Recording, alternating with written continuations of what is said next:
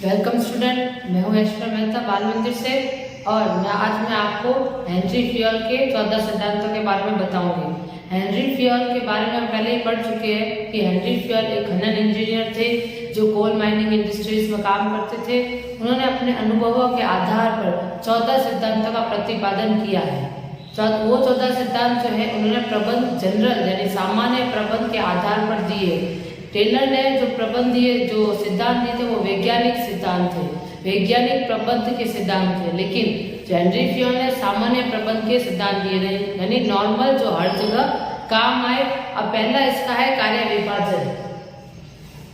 पहला जो Henry fuel का सिद्धांत है कार्य विभाजन। कार्य विभाजन के वर्ड से आप समझ रहे होंगे कि कार्य को बांटना। तो हेनरी फ्यूल का मानना था कि जो भी कार्य है कंपनी में या संगठन में, उन कार्यों को छोटे छोटे विभागों में बांट देना चाहिए ताकि हर एक को काम को करते समय एक विशिष्टीकरण आ पाए। एक विशिष्टीकरण आने से क्या है, कार्य बहुत अच्छे तरीके से हो पाएगा। तो इसमें लिखा हुआ है कार्य विभाजन को करने के लिए कार्य को छोटे छोटे भागों में विभक्त किया जाता है। यानी कार्य को करने के लिए उससे पहले कार्य को बांटना जरूरी है। कोई भी एक बड़ा कार्य होगा तो उसको पहले छोटे छोटे हिस्सों में बांट दो। फ्यूल ने विशिष्टीकरण का लाभ लेने के लिए कार्य विभाजन का सिद्धांत उपयोगी बताया। अगर किसी कार्य में हमें विशिष्टीकरण लाना है, स्पेशलाइजेशन लाना है, तो हमें कार्य का विभाजन करना जरूरी होगा। फ्यूल के अनुसार भी अगर विशिष्टीकरण का लाभ लेना है तो कार्य का विभाजन करना ही सही एकमात्र उपाय, एकमात्र सिद्धांत है जिसकी वजह से हम स्पेशलाइजेशन ला सकते हैं। सिद्धांत इस सिद्धांत के अनुसार एक आदमी को एक विशिष्ट कार्य दिया जाता है जिसे करने में कार्यकर्ता की पूरी क्षमता का उपयोग हो सके। इस सिद्धांत के अनुसार एक व्यक्ति को एक कार्य सौंपा जाता है, विशेष कार्य सौंपा जाता है और वो कार्य को बार बार कर विशिष्टीकरण उसमें आ जाता है। यानी किसी एक कार्य को अगर हम बार बार करेंगे तो हम उसमें स्पेशलाइज एक्सपर्ट हो जाते हैं। तो इस तरह से हमें स्पेशलाइजेशन आ जाता है उस काम को करने का। तो फ्यूल ने भी यही बताया कि एक आदमी को एक विशेष कार्य देना चाहिए ताकि वो उसी कार्य को कर उस कार्य में एक्सपर्ट बन जाए। और इस तरह से सभी जब कर्मचारी सारे अलग अलग कार्य में एक्सपर्ट बन जाएंगे तो कार्य और भी अच्छे ढंग से पूरा हो पाएगा। जैसे मैं एग्जाम्पल लेके आपको समझाती हूँ। फर्नीचर का काम है। फर्नीचर बनाने में एक व्यक्ति को लकड़ी काटने का काम दे, दूसरे को उन सारी लकड़ियों को ज्वाइंट करके चिपकाने का काम दे, तीसरे को उसको पॉलिश करने का काम दे। तो इस तरह से तीनों को जब हमने अलग अलग काम दिए तो तीनों रोज अलग सेम कार्य रोज करेंगे तो वो इस कार्य में एक्सपर्ट हो जाएंगे। अब जो लकड़ी काट रहा है वो लकड़ी काटने में इतना माहिर हो जाएगा कि वो आराम से लकड़ी काट पाएगा। दूसरा जिसको चिपकाने के लिए दी गई है, जो ज्वाइंट करता है सारी लकड़ियों के टुकड़े को, वो इसमें एक्सपर्ट बन जाएगा। और तीसरा जो पॉलिश करता है उसका हाथ और साफ हो जाएगा, वो और अच्छी पॉलिश कर पाएगा। तो इस तरह से कार्य को बांटने से विशिष्टीकरण आता है और कार्य को बांटने से कार्य भी बहुत जल्दी हो जाता है। अगर ये फर्नीचर का कार्य तीन अलग अलग लोग न करके एक ही व्यक्ति करता तो उसे ज्यादा समय लगता, लेकिन अब 3 व्यक्तियों ने किया तो कार्य भी फटाफट हो गया और कार्य और सफाई से पूरा होगा। इसलिए कार्य विभाजन करना बेहद जरूरी है। एक संगठन में कार्य विभाजन करने से संगठन की जो विशिष्टीकरण है वो बढ़ता है, उसकी विशिष्टीकरण की क्वालिटी बढ़ती है और कार्य और भी अच्छे ढंग से होता है। तो ये पहला सिद्धांत है कार्य का विभाजन, जो हेनरी फ्यूल ने विशिष्टीकरण के लिए उपयोगी बताया है।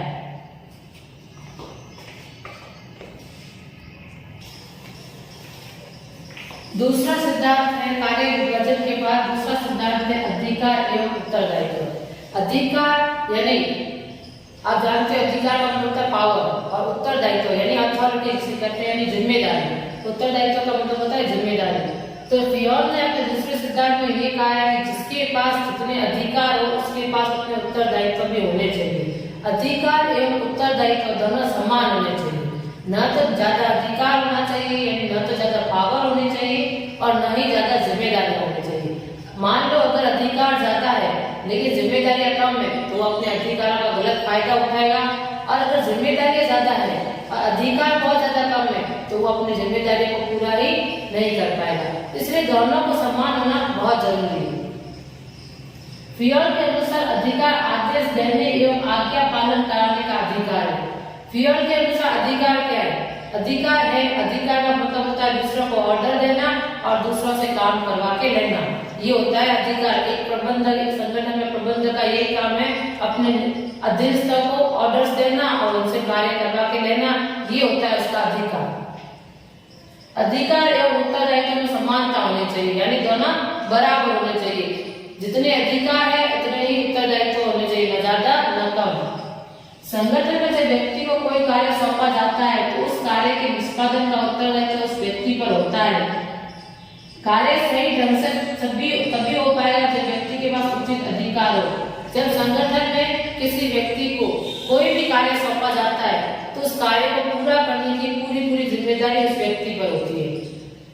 अब वो काम तभी पूरा कर पाएगा, सही ढंग से तभी काम पूरा कर पाएगा जब उस काम को पूरी कराने की जो अधिकार है वो भी उसके पास हो। जैसे मैं आपको एग्जांपल लेके दिखाती हूँ। एक व्यक्ति को टारगेट दिया गया, एक संगठन में एक व्यक्ति को टारगेट दिया गया कि उसे 100 यूनिट्स बनानी है, 100 इकाई बनानी है। तो 100 इकाई को कैसे बनाएगा? 100 इकाई बनाने के लिए उसे कच्चा रॉ मटेरियल चाहिए, रॉ मटेरियल कच्चा माल चाहिए, लेकिन अभी उसके पास इतने अधिकार नहीं है कि वो कच्चा माल खरीद सके। यानी उसके एक व्यक्ति, उसके उच्च प्रबंधक ने उसको जिम्मेदारी तो दे दी कि आप 100 यूनिट्स बनाओ, 100 इकाई बनाओ, लेकिन उसके बाद इतने अधिकार नहीं है कि वो रॉ मटेरियल खुद की मर्जी से खरीद सके। उसके लिए उसको अपने उच्च अधिकारी की परमिशन लेनी पड़ रही है और परमिशन आने में देर लग रही है। तो अब काम समय पर पूरा नहीं हो पाएगा क्योंकि रॉ मटेरियल नहीं है, और वर्कर्स को तो कुछ कह ही नहीं सकते कि वर्कर की इसमें कोई गलती नहीं है। जब तक रॉ मटेरियल नहीं होगा तो वो कैसे काम करेंगे? और काम को पूरा करने की जिम्मेदारी इस प्रबंधक की है जिससे जिम्मेदारी ली है, लेकिन उसके पास अधिकार नहीं है कि वो रॉ मटेरियल खरीद सके, तो कार्य सही समय पर कैसे पूरा होगा? इसमें अधिकार की कमी की वजह से कार्य सही समय पर पूरा नहीं हो पाएगा। जिम्मेदारी तो ज्यादा है, अधिकार है ही नहीं इसके पास, अधिकार बहुत कम है, इस वजह से वो कार्य को सही समय पर पूरा नहीं कर पाएगा। इसलिए अधिकार और उत्तरदायित्व दोनों ही समान होने चाहिए। कार्य सही समय पर तभी पूरा हो पाएगा, सही ढंग से तभी पूरा हो पाएगा जब उसके पास जिम्मेदारियों के जितने अधिकार भी हैं। इसीलिए प्रबंधक के पास उत्तरदायित्व को निभाने के लिए आवश्यक अधिकार होने चाहिए। इसीलिए किसी संगठन में प्रबंधकों के पास या जिन व्यक्ति को जिम्मेदारी सौंपी जाती है उन व्यक्तियों के पास उतने अधिकार भी होने चाहिए, तभी कार्य सही समय पर पूरा हो पाएगा। एक और एग्जाम्पल लेके बताती हूँ। जैसे टीचर्स की जिम्मेदारी है कि वो आपसे काम करवा के लिए आपकी कॉपी में सारा काम करवाए, लेकिन उनके पास इतना अधिकार नहीं है कि वो आपको डांट सके या आपको कुछ कह सके। तो इस केस में टीचर अपना काम सही समय पर बच्चों से नहीं करवा पाएंगे, क्योंकि बच्चे टीचर से डरेंगे ही नहीं, क्योंकि टीचर्स के पास इतने अधिकार नहीं है कि बच्चों को डांट सके या उनको फटकार सके, तो बच्चे उनसे डरेंगे नहीं, तो कार्य सही समय पर पूरा नहीं करेंगे। इसलिए जिसके पास जितनी जिम्मेदारियां होती है उतने ही उसके पास अधिकार होने अति आवश्यक है। अगर दोनों में से एक भी कम ज्यादा होगा तो कार्य सही समय में पूरा नहीं हो पाएगा। तो ये अधिकार एवं उत्तरदायित्व के सिद्धांत से फियर यही कहना चाहते हैं कि अधिकार और उत्तरदायित्व दोनों बराबर हो, न एक ज्यादा न कम, ताकि कार्य को सही समय पर और सही ढंग से पूरा किया जा सके।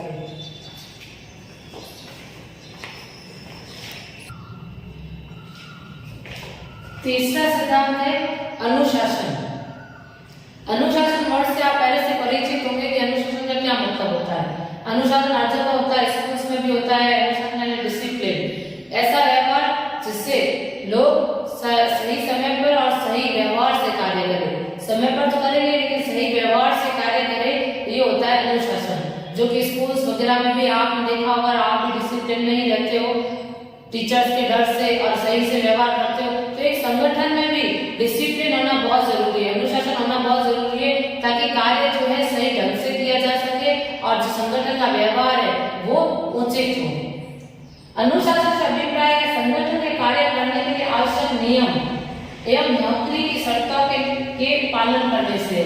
यहाँ पे अनुशासन का मतलब है संगठन के कार्य करने के लिए, संगठन में जो भी कार्य है उसको करने के लिए जो भी आवश्यक यानी जो भी जरूरी नियम और शर्तें हैं लागू की गई है उनका पालन करना। जो भी नियम और शर्तें जो भी एक संगठन ने अपने संगठन में कार्य को करने के लेकर नियम बनाए, जो भी एक संगठन के नियम है, जो भी एक संगठन की शर्तें हैं, उन सबका सही पालन करना ये अनुशासन होता है। जैसे आप स्कूल में भी आते हो तो आपके अनुशासन के तौर पर आपको कहा जाता है कि शोर ना मचाए क्लास में, डिसिप्लिन से बैठे, अनुशासित बैठे, शांत बैठे और ड्रेस वगैरह पूरी यूनिफॉर्म पहन के आए, किसी से झगड़ा ना करें, लड़ाई ना करें। तो इस तरह से ये सब आपको सिखाया जाता है अनुशासन में रहने के लिए। तो संगठन में भी कुछ नियम, कुछ शर्तें होती है वहां पे काम करने के लिए, तो उनका पालन करना है। अनुशासित व्यवहार के लिए आवश्यक है कि संगठन में निरीक्षण प्रणाली उचित हो। अब अनुशासन बना रहे, इसके लिए ये जरूरी है कि वहां पे निरीक्षण प्रणाली हो, यानी एक अच्छी निरीक्षण प्रणाली हो जो समय समय देख सके कि कौन नियम तोड़ रहा है, कौन शर्तें तोड़ रहा है और कौन नहीं तोड़ रहा है, कौन इसका सही से पालन कर रहा है। इसको निरीक्षण के लिए निरीक्षक होना जरूरी है। आपके स्कूल्स वगैरह में भी आप अनुशासन मान रहे हो या नहीं मान रहे हो, अनुशासन में रह रहे हो, अनुशासित व्यवहार कर रहे हो, इसको देखने के लिए टीचर्स होते हैं। तो इस हिसाब से संगठन में भी निरीक्षण प्रणाली होनी चाहिए जो अनुशासन को देख सके। कर्मचारी और संगठन के बीच उचित अनुबंध हो। अनुबंध का मतलब होता है कॉन्ट्रैक्ट। तो जो कर्मचारी की नियुक्ति हुई है संगठन में और जो संगठन है, दोनों के बीच में जो भी शर्तें लागू हुई है या जो भी कॉन्ट्रैक्ट हुआ है वो उचित हो, यानी किसी ने भी गलत शर्त ना रखी हो। शर्तें क्या होगी? ये कर्मचारी यही कहेगा कि मैं पूरी निष्ठा से कार्य करूंगा और उसके बदले मुझे सही वेतन देना, और संगठन भी यही कहेगा कि आप हमें सही काम करके दो ताकि हम आपको उचित वेतन दे। तो ये एक तरह की शर्तें हो गई। तो ये जो अनुबंध है दोनों के बीच में जो हुआ है वो सही ढंग से और उचित होना चाहिए। इसमें कोई भी इलीगल कार्य जुड़ा हुआ नहीं होना चाहिए, यानी गैर कानूनी कार्य जुड़ा हुआ नहीं होना चाहिए। गैर अनुशासित व्यवहार के लिए दंड की व्यवस्था हो।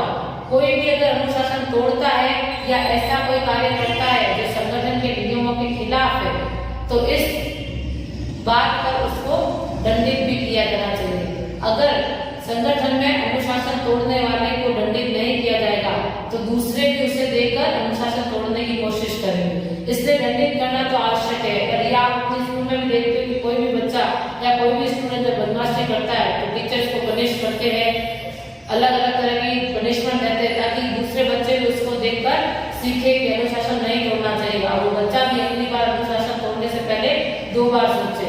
तो इस तरह से जो भी गैर अनुशासित व्यवहार करता है संगठन में उसको भी पनिशमेंट देनी चाहिए, उसको भी दंडित करना चाहिए। अब पनिशमेंट कैसी होगी? मान लो उसकी वेजेस काट लो, उसकी जो भी सैलरी है उसमें से थोड़ी कटौती कर लो या उससे एक्स्ट्रा वर्क करवाओ।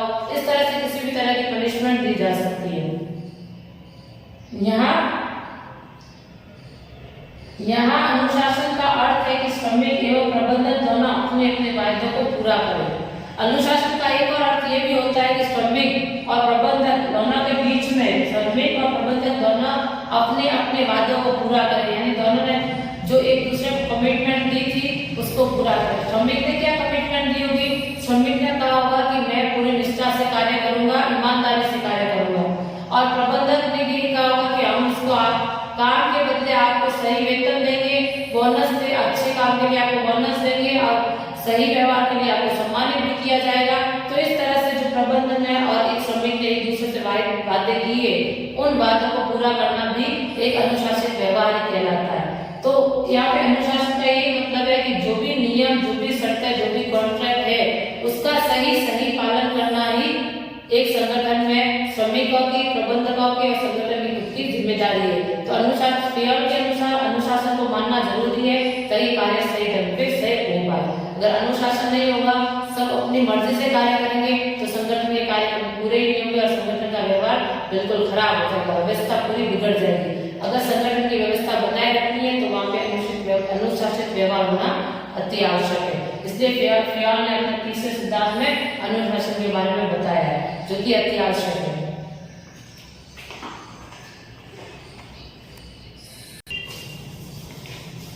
अब चौथा सिद्धांत है आदेश की एकता। ये सारे जो सिद्धांत है वो आपके लिए बहुत ज्यादा इंपॉर्टेंट है क्योंकि एग्जाम में इन सिद्धांतों में से कम 5-6 सिद्धांत तो पूछे ही जाते हैं। कोई भी 5-6 सिद्धांत आ सकते हैं आपके पूछने के लिए, तो सारे सिद्धांतों को आप ध्यान से सुनना। आदेश की एकता, आपने चौथा सिद्धांत पढ़ा है आदेश की एकता। आदेश की एकता वर्ड से पता चल रहा है आदेश, और एकता मतलब एक, यानी हर व्यक्ति पर एक ही बॉस होना चाहिए।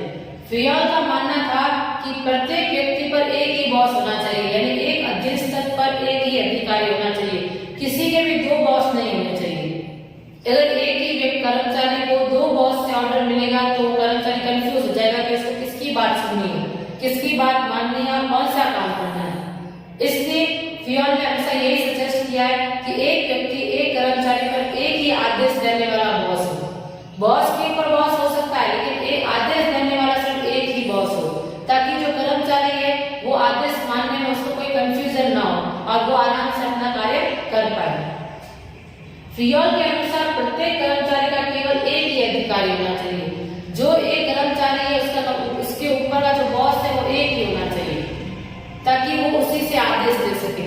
4-5 बॉस नहीं होने चाहिए आदेश देने के लिए, क्योंकि 4-5 बॉस आदेश देंगे तो वो अलग अलग आदेश देंगे, तो एक कर्मचारी जो है वो किसकी बात सुनेगा, किसकी बात मानेगा, वो खुद ही कंफ्यूज हो जाएगा और कार्य को पूरा ही नहीं कर पाएगा।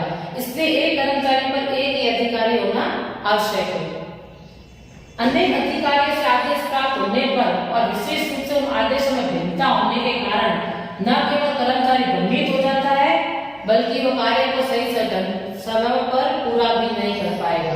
यानी अगर आदेश 3-4 बॉस से मिल रहे हैं और वो आदेश सबके अलग अलग है, सब अलग अलग ऑर्डर्स दे रहे हैं, तो उससे क्या होगा, एक कर्मचारी भ्रमित यानी कंफ्यूज हो जाएगा और कार्य सही समय पर पूरा नहीं कर पाएगा। फियोल के अनुसार यदि आदेश की एकता के सिद्धांत को भंग किया जाता है तो संगठन में अधिकारी की अवहेलना, परस्पर संघर्ष में वृद्धि, व्यवस्था में विघ्न एवं अनुशासन में कमी आ जाती है। फियोल कहते हैं कि अगर हम ये जो आदेश की एकता वाला सिद्धांत न माने या संगठन में आदेश की एकता वाला नियम भंग हो जाए तो इससे क्या परिणाम है? इससे परिणाम होगा कि अधिकारी की अवहेलना होगी, यानी जो भी बॉस होगा किसी एक बॉस की तो बात नहीं मानी जाएगी तो उसके अधिकार की अवहेलना होगी, उसकी अवहेलना होगी। परस्पर संघर्ष में वृद्धि, और जो 2-3 बॉस होंगे, 3-4 बॉस में आपस में लड़ाई होने लग जाएगी और कर्मचारियों के साथ लड़ाई होने लग जाएगी, झगड़े होंगे कि उन्होंने उनकी बात नहीं सुनी, क्योंकि एक समय पर कर्मचारी सिर्फ एक ही बॉस की बात सुन सकता है। अगर 4-5 बॉस उसको ऑर्डर्स देंगे तो वो एक ही मानेगा, तो बाकी के 4 आपस में, बाकी के 4 झगड़ेंगे एक दूसरे से और कर्मचारी से झगड़ेंगे कि उन्होंने उसकी बात क्यों नहीं मानी, तो आपस परस्पर संघर्ष में वृद्धि होगी। व्यवस्था में विघ्न, तो संगठन की सारी व्यवस्था बिगड़ जाएगी, क्योंकि कार्य सही समय पर एक पूरा नहीं होगा, ऊपर से सब में आपस में लड़ाई होने से व्यवस्था खराब हो जाएगी एवं अनुशासन में कमी आएगी और अनुशासन में पूरा भंग हो जाएगा। जब सब लोग आपस में लड़ेंगे और व्यवस्था खराब हो जाएगी तो अपने आप ही अनुशासन में कमी भी आ जाएगी। इसलिए आदेश की एकता का सिद्धांत का पालन करना बहुत जरूरी है। अब एक एग्जाम्पल लेके मैं आपको समझाती हूँ। जैसे एक कर्मचारी के लिए वो बॉस है, एक बॉस ने उसको कहा कि आपको काम भले धीरे करो लेकिन काम क्वालिटी का होना चाहिए, यानी आप जो भी प्रोडक्ट बनाते हो वो धीरे बनाओ और उसमें क्वालिटी रखो, प्रोडक्ट अच्छे बनने चाहिए। दूसरा बॉस से उसको ऑर्डर, उस कर्मचारी को ऑर्डर देता है कि काम फटाफट करो क्योंकि टारगेट पूरा करना है, क्वालिटी ऊपर नीचे चलेगी पर टारगेट पूरा करो, काम पूरा फटाफट करो। तो वो कर्मचारी किसकी बात सुनेगा, पहले वाले की या दूसरे वाले की? तो वो खुद ही कंफ्यूज हो जाएगा कि किसकी बात सुनूं और किसकी बात नहीं सुनूं। इस वजह से वो सही समय पर कार्य पूरा भी नहीं कर पाएगा, न तो क्वालिटी मेंटेन कर पाएगा और नई टारगेट पूरा कर पाएगा, क्योंकि दोनों बॉस के ऑर्डर में फंस जाएगा और दोनों बॉस भी आपस में लड़ने लग जाएंगे इस बात को लेकर कि मैंने ये आदेश दिया था, आपने ये क्यों दिया, इस तरह से वो भी आपस में झगड़ेंगे। इस तरह से संगठन की व्यवस्था भी खराब होगी और कार्य सही समय पर नहीं हो पाएगा। इसीलिए आदेश की एकता में यही कहा गया है सिद्धांत के अनुसार हर कर्मचारी पर एक ही बॉस होना चाहिए, ताकि वो एक ही बॉस उसको आदेश दे और वो उसका आदेश माने और कार्य सही समय पर पूरा करे। आप एक और एग्जाम्पल देख सकते हैं, जैसे आपको एक इंग्लिश के अगर 2 टीचर हो जाए, एक जना आपको कहे कि आप 5th चैप्टर पढ़ के आना और दूसरा ने आपको 7th चैप्टर पढ़ के आना, तो आप किसकी सुनोगे? एक ही सब्जेक्ट का एक ही सब्जेक्ट के अगर 2 टीचर है और दोनों आपको अलग अलग पढ़ने को कहे तो आप कंफ्यूज हो जाओगे कि हम कौन से टीचर की बात सुने। इस वजह से आपके भी एक सब्जेक्ट का एक ही टीचर रखा जाता है। तो इसीलिए संगठन में भी एक कर्मचारी का एक ही बॉस होना चाहिए। तो एक टीचर का एग्जाम्पल, एक छोटा सा एग्जाम्पल था, जबकि संगठन में एक कर्मचारी पर एक बॉस होना अति आवश्यक है, क्योंकि काम सही समय पर पूरा करवाना है और सही ढंग से पूरा करवाना, व्यवस्था बना के रखनी है, तो एक कर्मचारी पर एक ही बॉस होना चाहिए, ताकि एक ही आदेश उसको मिले और कार्य सही समय पर पूरा हो जाए। तो एक आदेश मिलने से कार्य कर्मचारी के बिना कंफ्यूजन के सारे कार्य पूरे कर लेगा। तो यही है आदेश की एकता में कि आदेश में एक ही आदेश हो, आदेशों में भिन्नता ना हो।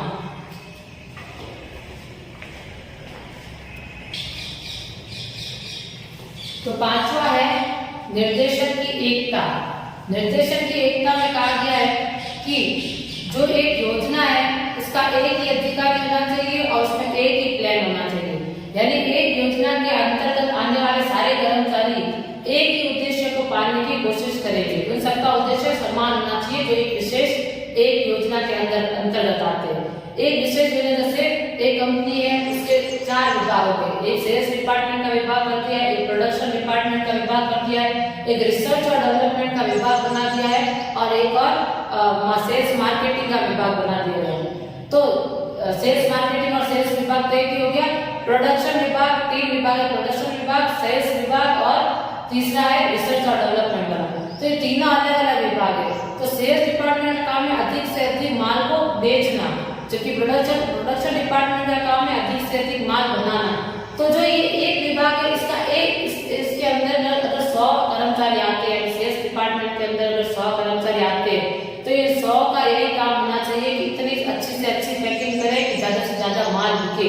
तो इसके अंतर्गत आने वाले 100 कर्मचारी का एक ही लक्ष्य होना चाहिए कि ज्यादा से ज्यादा माल बिकना चाहिए और उनकी योजना भी उसी के तैयार करनी चाहिए। इनका जो उद्देश्य समान होना चाहिए। एक अधिकारी के अंतर्गत एक ही योजना आनी चाहिए और सारे कर्मचारी को समान उद्देश्य को पाने की कोशिश करें। तो उन सब में ये जो निर्देशन की जो है एकता होनी चाहिए। जबकि दूसरे प्रोडक्शन डिपार्टमेंट में जो योजना है इसके अंतर्गत जो है लोग आएंगे, कौन से आएंगे, जो भी प्रोडक्शन डिपार्टमेंट है इसमें काम है कि काम करवाना, चीजें बनाना, यूनिट्स बनाने का काम है। तो उनका टारगेट होना चाहिए ज्यादा से ज्यादा चीजों का उत्पादन करना, ज्यादा से ज्यादा चीजें बनाना। तो अंदर के जो सारे कर्मचारी है वो यही कोशिश करेंगे कि उनका उत्पादन ज्यादा से ज्यादा हो। फिर वो ये नहीं सोचेंगे कि सेल्स किस तरह से हो रही है, पैकिंग किस तरह से हो रही है, माल किस तरह से बिकेगा, माल बिका है या नहीं बिका है। फिर वो दूसरे विभाग की ना तो प्लानिंग देखेंगे ना उसमें इंटरफेयर करेंगे। वो सिर्फ अपनी योजना, अपने लक्ष्य को ही पूरा करने की कोशिश करेंगे। निर्देशन की एकता का आशय है कि संगठन की वह सभी क्रियाएं जिनका उद्देश्य समान है, यानी संगठन की वह सभी क्रियाएं जिनका उद्देश्य समान है। जैसे सेल्स डिपार्टमेंट के अंदर की आने वाली सारी क्रियाओं का एक ही उद्देश्य है, वो है ज्यादा से ज्यादा माल बेचना।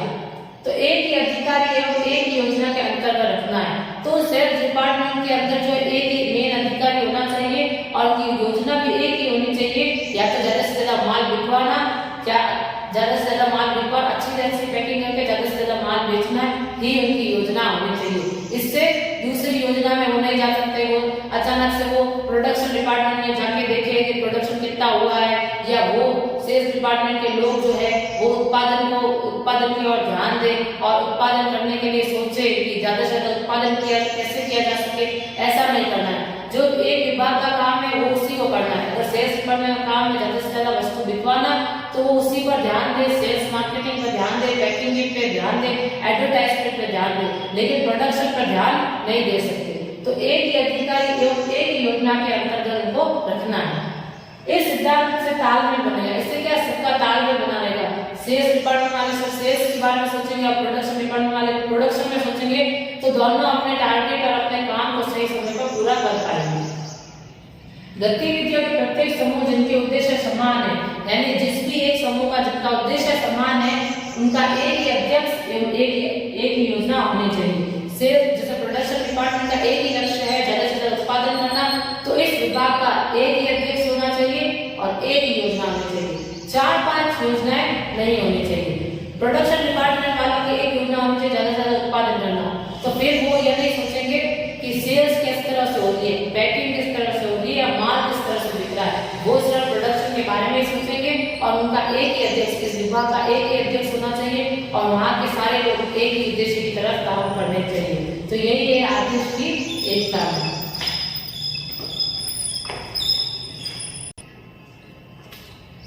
अब मैं एग्जाम्पल लेके बोर्ड पे एक्सप्लेन करके बता दूं। जैसे ये ऑर्गेनाइजेशन है, इसके ये 3 अलग अलग कामों में काम करता है। एक कॉस्मेटिक में काम करता है, एक मेडिसिन में, एक कन्फेक्शनरी आइटम यानी कुछ खाना बनाने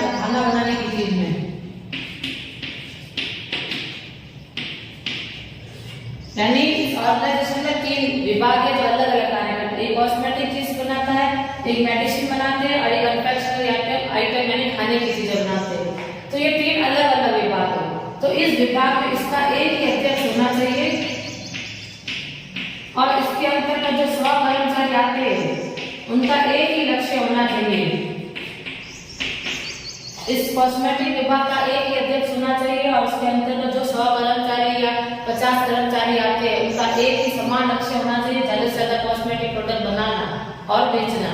तो इस विभाग में सिर्फ यहाँ के जो कर्मचारी और यहाँ के जो अध्यक्ष है उनको सिर्फ कॉस्मेटिक के बारे में सोचना है, फिर वो मेडिसिन के बारे में नहीं सोच सकते या मेडिसिन के बारे में या कन्फेक्शनरी आइटम के बारे में उन योजनाओं के बारे में ना तो सोचना है ना उनसे जुड़ी हुई योजनाएं बनानी है।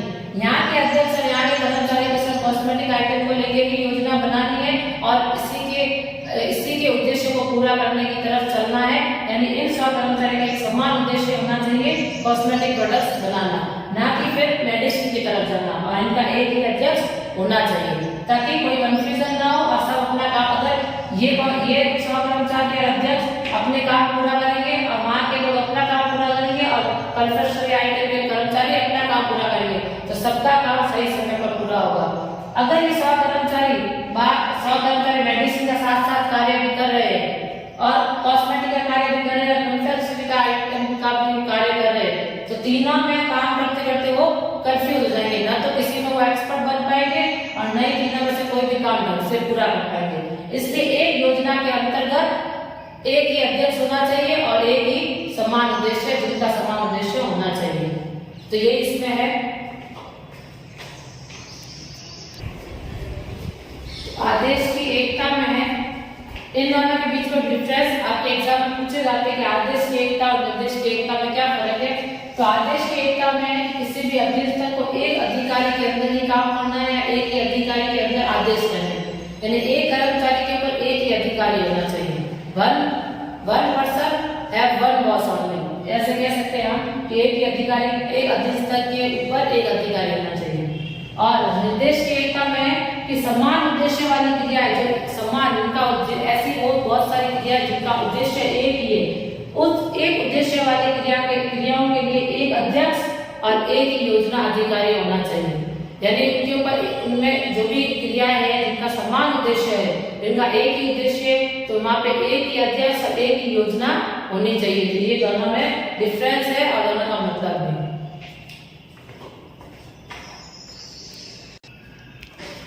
इस तरह से मैंने आपको 5 सिद्धांत समझाए हैं।